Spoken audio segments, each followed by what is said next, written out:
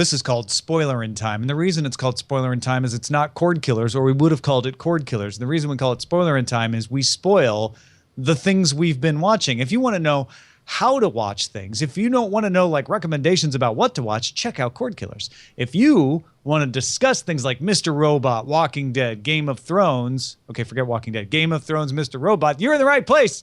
Spoilerin Time this week. Brian Brushwood is here. Tom Merritt, that's me. I'm here. We're going to spoil Justified, Episode 6, Season 3, The Get Down, Episode 2, Season 1, and Mr. Robot, Episode 7, Season 2. Yeah, but most importantly, we're going to start off by discussing our positions in the movie draft. But wait, first we have to welcome Mulango-AE for joining us. What's up, Mulango? Hey, what's going on? This is spoiling time. Oh my gosh, I've already been spoiled. All right, so, good. You've been spoiled. Spoiler alert, the show's called Spoilerin Time. Got me again. Let's jump into the movie draft!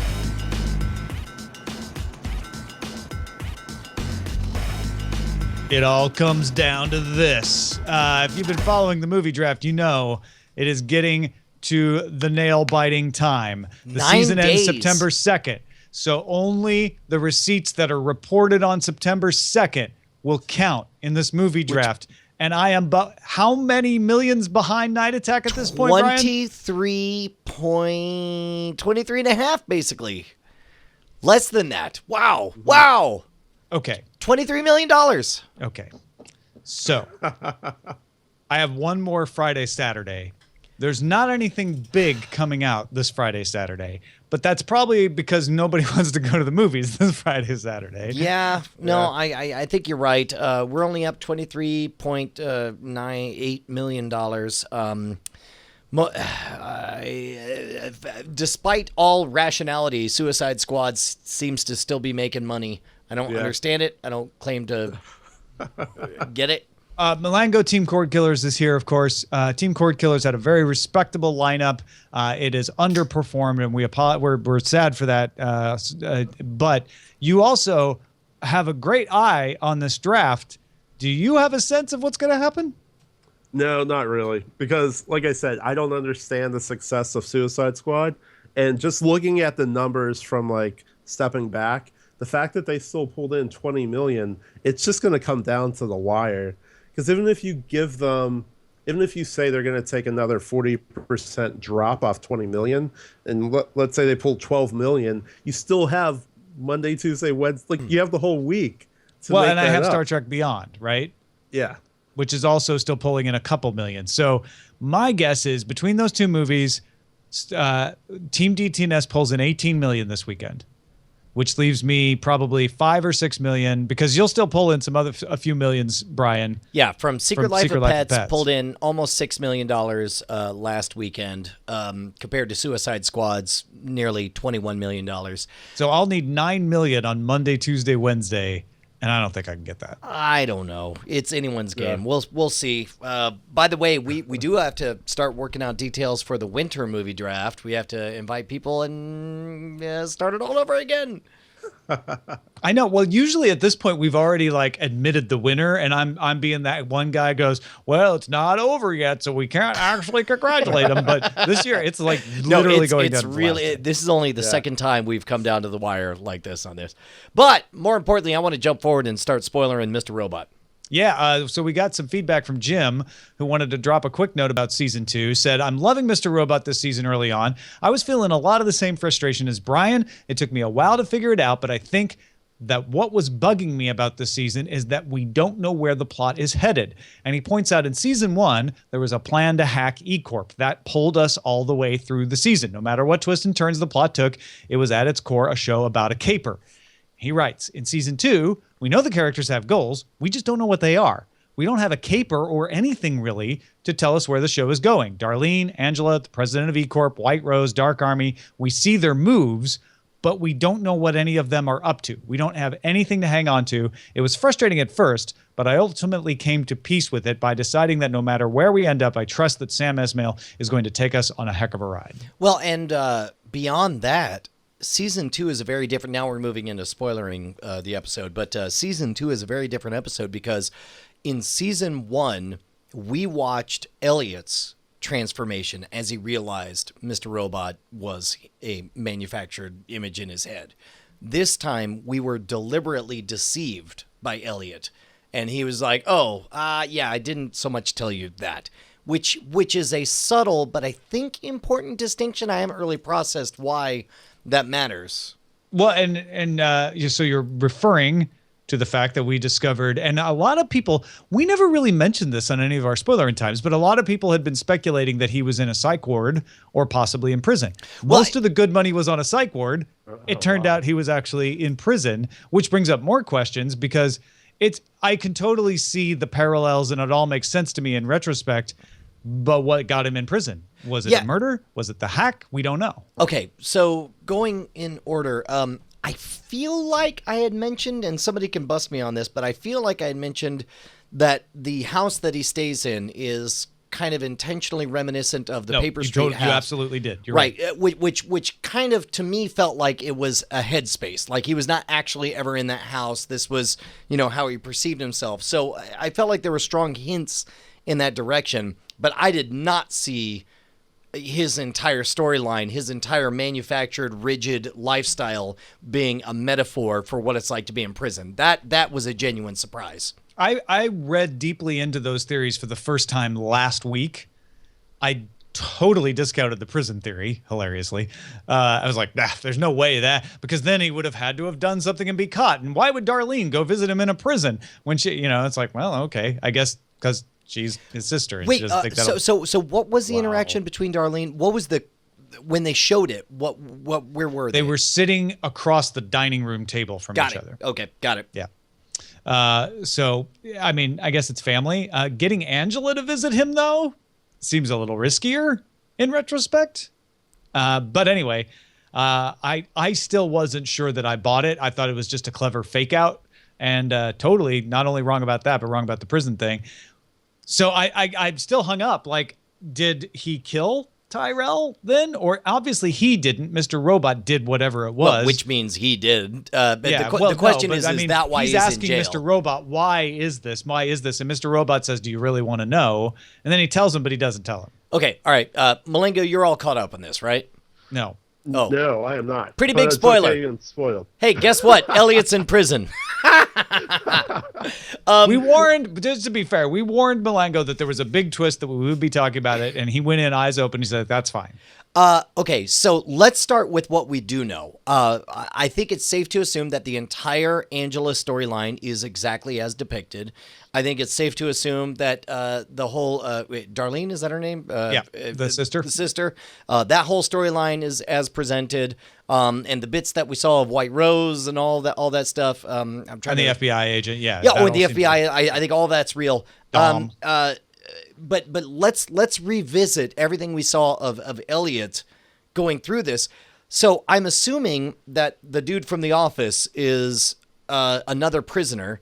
He must be the guy who runs the prison cartel. Sure, but also he mentioned, am I remembering this right? He mentioned that he needed to get access to his website through his mom's computer, which means that the whole scene where he's at a terminal and he's being watched by someone is maybe a metaphor, like either dude's literal mom or a corrections officer who's on the take that he's able to get Elliot into. Probably a corrections officer. That makes sense. Right. And so in which case that lieutenant who is sitting there watching him, I would assume is another corrections officer, right? Like another. That's a good question. I could see that either way. It could either be the guy that he leaves to keep an eye on him and help him get out of there if they need to, right? Or it could be the dirty corrections officer. Although that that person works for him. Yes, correct. So. Which is stretching the metaphor more if it's a corrections officer than not. I don't know. I don't know. I mean, my guess is if you're running Silk Road, you got some jingle to throw around. My guess is for sure. You could buy a lot of corrections officers. I didn't get the sense that guy was anything but a lieutenant, though. They never. But then maybe they just didn't want to give. But again, I'm thinking in terms of the metaphor, right? We're already seeing everything through the lens of this protected shield or whatever. I'm curious who the other guy is that suggests, hey man, take a look. Here's the login credentials. I think he was a guy who's been running these hacks in the past in the prison. and he got the crap beat out of him for not playing by the rules. Yeah. So what does it mean? Okay, here's the one thing. On the one hand, I feel like it's disappointing in that we're being deliberately deceived by Elliot on this whole season up until this point. However, here, let me make a case for why it's great.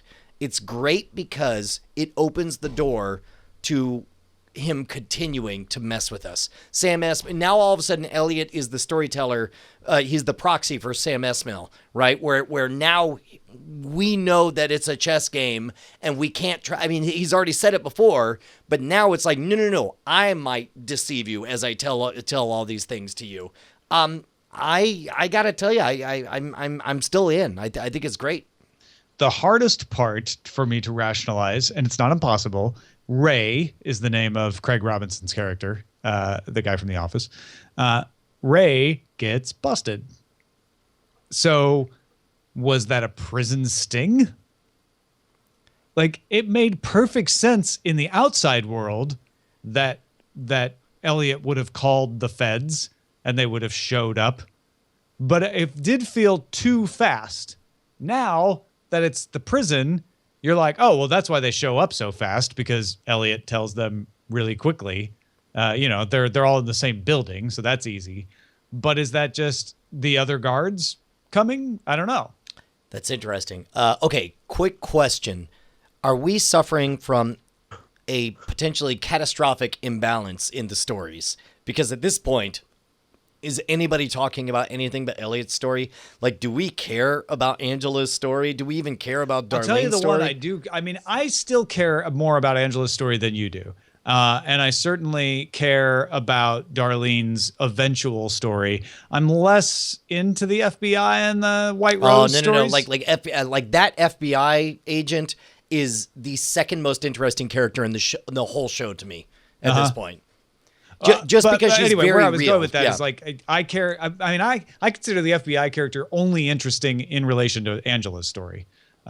She's a good character, but the whole White Rose stuff, that feels like I'll when they get around to finally revealing what White Rose and the chairman of E Corp have been up to, I'll be interested in it again then. I've got way too much with Elliot to bother theorizing about the conspiracy theory back there. Yeah, which can be fine. To answer your question, yes. What I'm answering your question is yes, Elliot's story is keeping me from caring about some of these other storylines. Yeah. Man, this is hilarious to listen to. But I am very interested in the wife's, in Ms. Tyrell's storyline, Joanna Wellick. Okay. So in that regard, now that we know that Tyrell has been shot, presumably killed, had the body chopped up, and again, as you pointed out, we don't know why Elliot's in jail, but the mere fact that all the tabloids are still conjecturing about when will Tyrell show himself or whatever implies that nobody knows he's dead, or if he is dead, because again, this is the brilliance of Mr. Robot. Just because you shoot a guy and then he's gone for half a year doesn't mean he's dead. Yeah. I think they have some serious work to do to get his sociopathic wife back on my radar of people I care about. Like, there needs to be a reason for her to be there. Well, yes, I don't disagree with you there. Bonsoir Elliot over a hallway phone is easily dismissed as illusion. Well, especially since it takes place Wellick, in his mind palace, right? Yeah. Joanna Wellick talking to her dead husband on the phone is different. He also has left her gifts. Well, no. Somebody has left her gifts. But they are from him, that we don't know that he actually left them. You're absolutely right. Right. But she believes they are from him. Correct. So correct. Who's doing all of that? I mean, could be somebody under Elliot's employ. I don't know. Yeah. Well, I find that very interesting. That's all I'm saying. Yeah. Kim from Chicago points out that the voice could be recorded. There's no need for it since that scene took place pretty much in Elliot's head. I mean, it could be, anything. but it didn't even need to be. Yeah. Right. By the way, real quick to wrap up on Mr. Robot, somebody points out in the chat it's Whoa. Hold on. Is it a spoiler? No. Okay. No, it's not a spoiler. In the Ray scene, the IP address that Elliot connects to is 192.251.68.252. If you do that, it takes you to a faux Department of Corrections website giving you protocols and regulations for visiting an inmate. That's amazing. Which I would expect no less from Mr. Robot. That's amazing. Yeah, absolutely. All right. Shall we move along to the down of Git? Yeah, dude. This is where we get the reversal on this, because I got to tell you, Mulango, I'm about ready to give up on this show. I watched the second episode. Visually, I think there's a lot of it that's a real treat. The acting is a mixed bag. The direction is a super mixed bag. I really have a problem with going from the realism of this heavy film grained file footage from the 70s to faux film grain to pure HD beautiful to crappy sci-fi composited Sharknado-esque looking digital effects. And on top of that, the more cartoony all of the characters act, the less I really respect their situations. And talk me back from the ledge, because I'm having a hard time wanting to go on to episode 3. Well, okay, so my defense to this whole series is you have to watch it as a miniseries in its entirety. And I think when you look at it from where it starts to where it ends, I think it's a cool combination of like what was going on in that time, how those characters were reacting to the stuff. Yeah, some things are cheesy, but keeping like that realistic timepiece of, the blackout. And I hope I didn't give that anything away. Yeah, no. Like that, but we also knew it was that time period. Yeah, that's a historical thing. There was a fantastic, I want to say, Radio Lab about that period, how it gave birth to hip-hop. It hasn't happened in the series for us yet. Right. Okay. I don't know. Looking at it as its entirety, like a cool, like, man, that time really sucked, and that's how they like endeared and got through it. So I think I understand what you're saying with like, it's just 1 second we're going to this cheesy kung fu thing, next like weird disco, then it's really serious, and the filming's like, I understand that, but I think overall it kind of just, it reminded me of like those old cheesy kung fu movies that you would just watch, that or like sense. the blaxploitation era, like Black Belt Jones in that time period. Yeah. And I mean, the other element that I really like is just the whole birth of hip hop. Yeah. So like just that interaction in there, it adds something that I thought was kind of cool. No, the second episode to me was more consistent than the first. I don't so much mind the grainy footage, because that to me says, hey, this is the 70s, and it's a cool way to use real footage in inner spirit with the created footage. And I like that, but I'm totally with Brian when it comes to like, well, is it going to be a kung fu spoof, or is it going to be a blaxploitation spoof, or is it going to be a rise of hip hop story? Like, it does still kind of weep. Yeah, it just moves all over the place in that first episode quite a bit, a little less in the second episode, but the second episode didn't do enough to really grip me. Well, and plus also you have this kind of this sweet story of a girl who wants to be a star and is stepping outside of her past her father's shadow or under his wing or whatever, and then in that same episode you have the offhanded Boogie Nights style whoopsie murder of a gang kid, and it's just so heterogeneous. It's hard for me to make all those transitions and take the whole thing at once. What's not actually, and it's the opposite of that, where it's like it's not heterogeneous. It's or whatever you said. It's not, because it's homogenous is what I'm thinking of. Yeah, no, it's heterogeneous, it is which is the opposite yeah. of homogenous. Yeah. Right. There definitely are some silly elements, and I'm not going to defend like some of the that's stuff Baz Luhrmann. I get it. Yeah, but I think overall is like, and like again, like one of the cool things now where we're coming up against, and I mean this argument might hurt my case, but where it's like, okay, I can go see a movie in the movie theater, or I can watch this miniseries 8 hours long and really get like a full story at the end of the experience. I think that's the advantage of having these miniseries. So yeah, I don't know. I guess, I mean, right now it's like it has a pretty good rating overall. I don't know if it's just I don't know if maybe I'm being blinded by like the music. Yeah, no, the music's great, and I love that Grandmaster Flash is a fictional character, even though he's a real person, and he is like the sensei in this. I actually wish it would have just stuck more with that kung fu metaphor because that's my favorite. That's the part I think they do the best, where and it is the central plot line that leads me to the good stuff, which is how a DJ actually is created in a world before DJs. Sure. And that part where he's learning how to find the groove and they're marking the records. Fascinating. I love that part. Yeah, and even if that's an oversimplified take on what happened, the fact that it's a concrete example makes it a lot of fun. I'm going to keep this on my go-to list of if I have an idle hour and a half or whatever to throw something on, but I just don't know that I'm going to follow through, unfortunately. So you're like, it's to get down but not out. Yeah, yes, it's get down but not out. All right, let's get to Justified, episode 6, season 3. And this is the one where it is confirmed that, in fact, even though she said she wouldn't last week, she has left Raylan. And he admits that and wants some time off. But his boss says, well, no, you got to get down to Harlan because there was an Oxy clinic got busted and there was a murder and we have a witness. And it's this whole, not even a chase scene anymore. It's just they have to solve the murders at the Oxy Clinic, and of course we all know that Blondie McQuarrels is the guy who is behind it. Except it turns out, oh wait a minute, he didn't order that hit.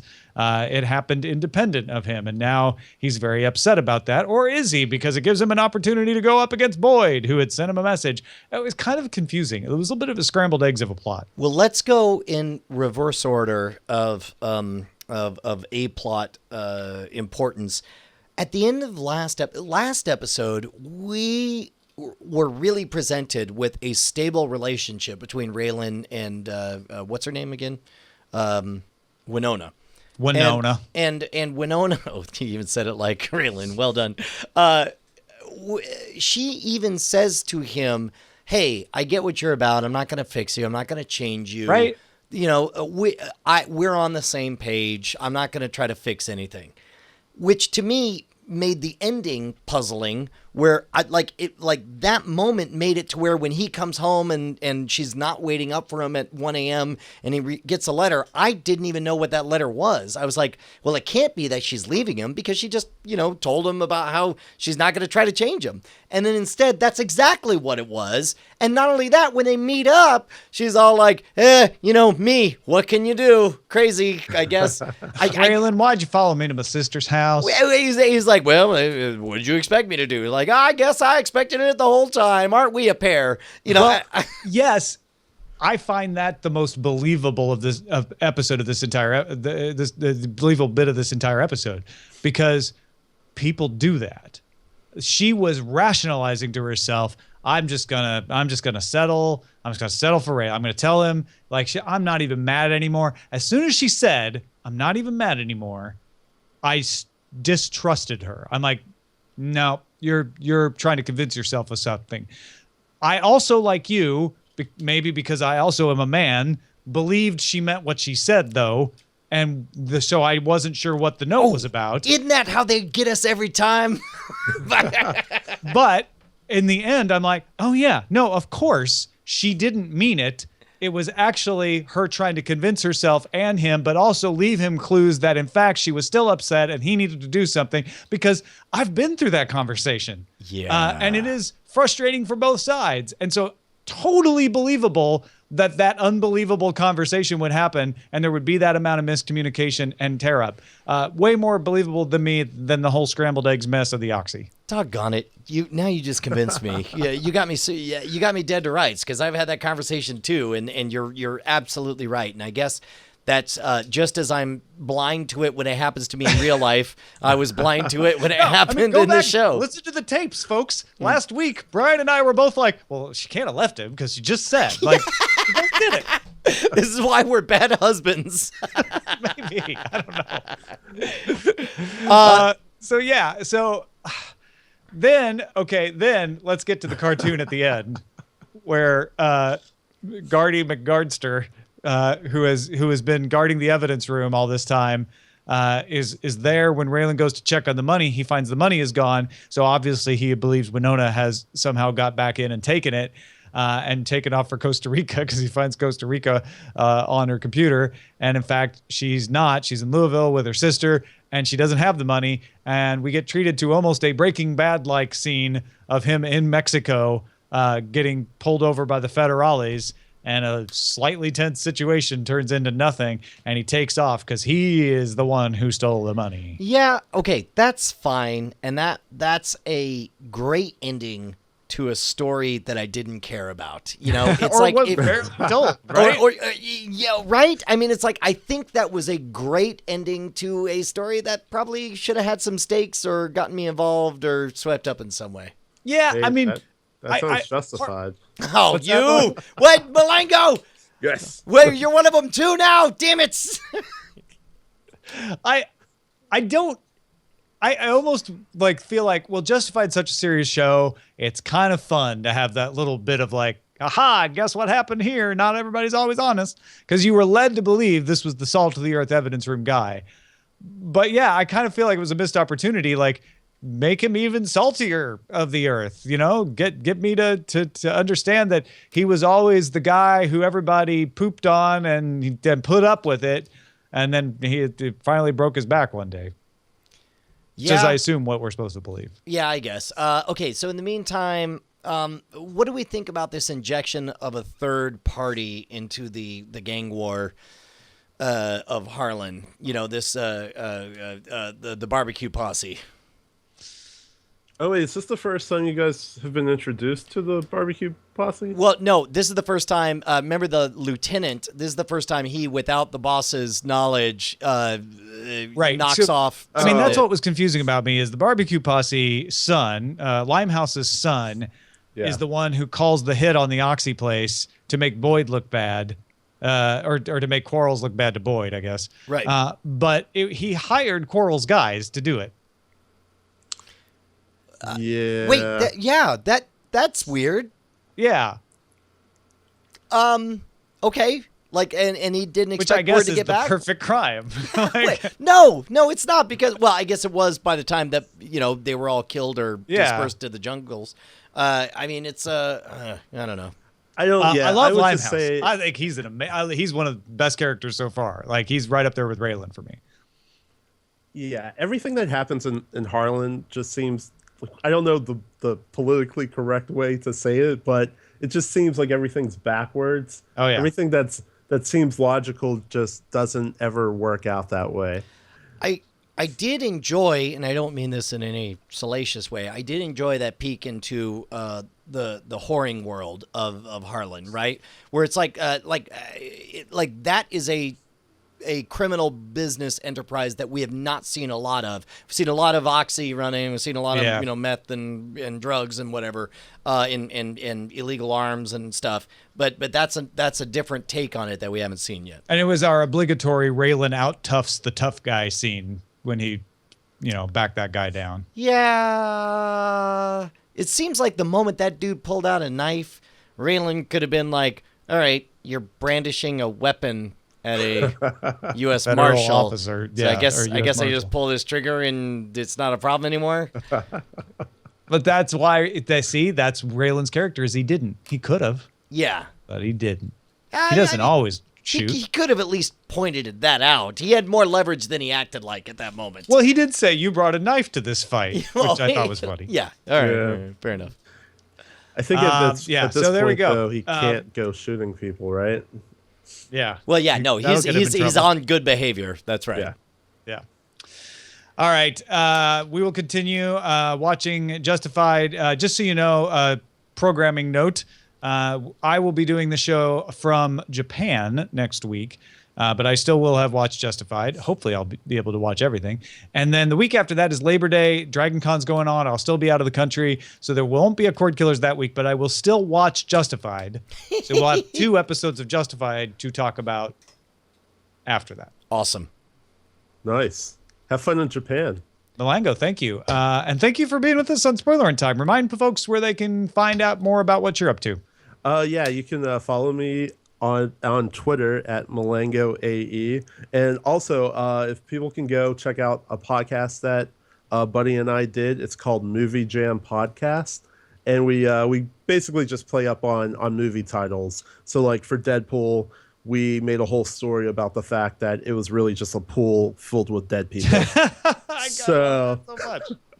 So yeah, go check it out. We'd love to get some feedback. And actually, this Christmas for Rogue One, we're planning to do an episode where we actually try and animate it. So inspired by Rick and Morty and Futurama type style. So that's great.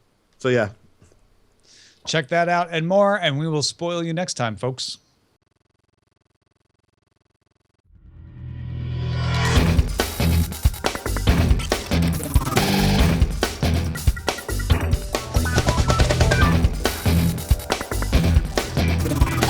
Diamond Club hopes you have enjoyed this program.